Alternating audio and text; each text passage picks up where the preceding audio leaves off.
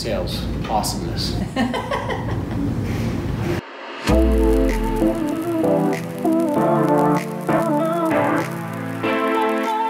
Hi, this is Jacob Harkins from VintageView. We're at the world headquarters of Wine Racks America in Salt Lake City, Utah. I almost said Colorado. That's where my head is at. I'm here with Rori Chandler, one of our favorite sales reps on the planet as well. Yeah, we see her as often as we can. We're going to talk about some cool wine cellar topics because that's your world, but we like to enhance the conversation. So I brought a bottle of, this is the first one that we did with your colleague. I brought an Austrian wine that I can't pronounce, so now I'm bringing an Italian wine that I can't pronounce. This is the Fiulot, something close to that, 2015 Barbera. Barberas are some of my favorite Italian wines in the world, and I hope I pronounced that well. So with that, cheers. Cheers.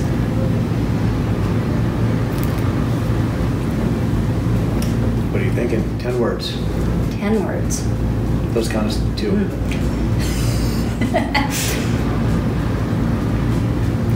More? More? That means that's a good thing. And this is like a little bit more. Usually Italian wines are very earthy and acidic-y.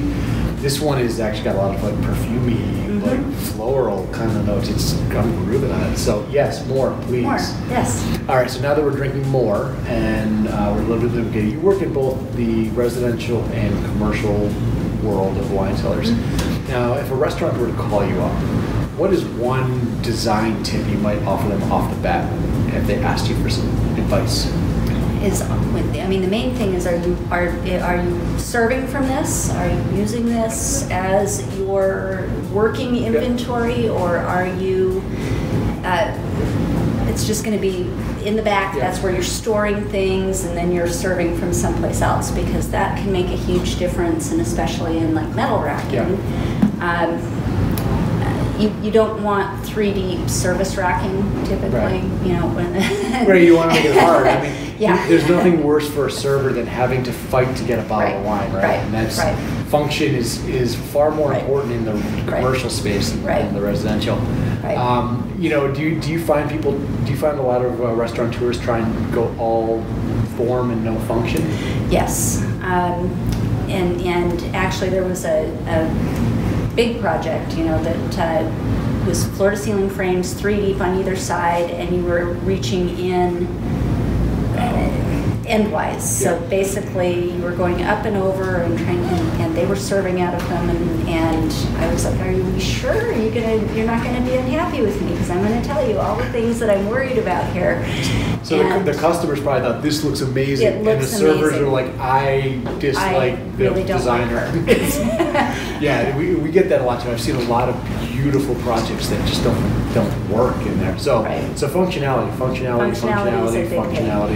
Yeah, and as much as I can, I always try and picture myself in that space. How would I be handling things? And if somebody was to see what I was doing on the phone, it would be a pantomime. It would be a lot of, all right, up here, and we're on a ladder, and because those are the things people are going to remember if they're going to call you back. Absolutely. No, I get it. For someone visiting Salt Lake City, what's a go-to restaurant for you? Go-to restaurant, it's a microbrewery, not a wine place. It's Red Rock, but it was one of the first microbreweries. So we get to go there for dinner. Yeah, we're taking them to dinner there tonight. I'm actually really looking forward to this because you've been hyping it since our lunch encounter. Now, if you were to think of the hundreds of wine cellars you've helped build, what is one that stands out, one of your favorites?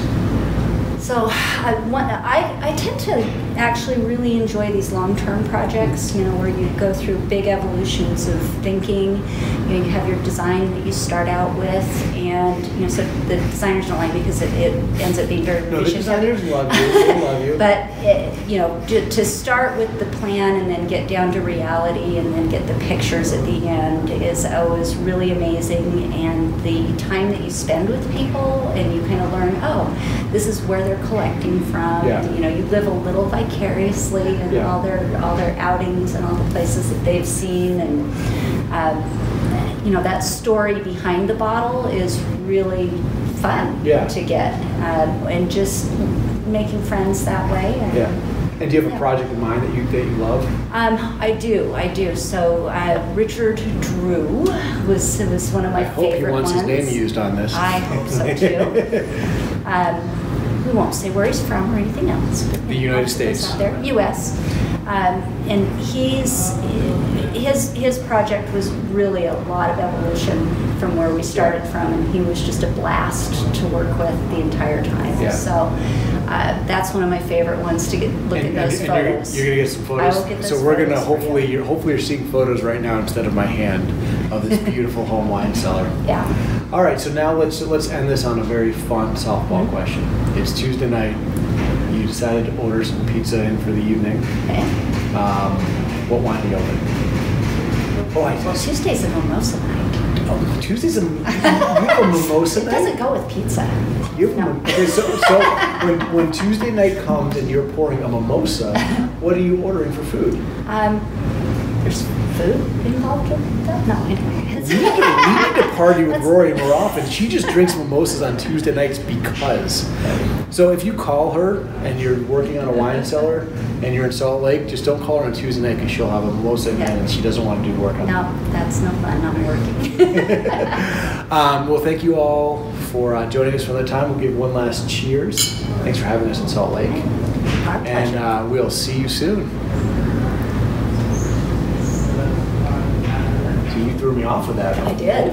I like that.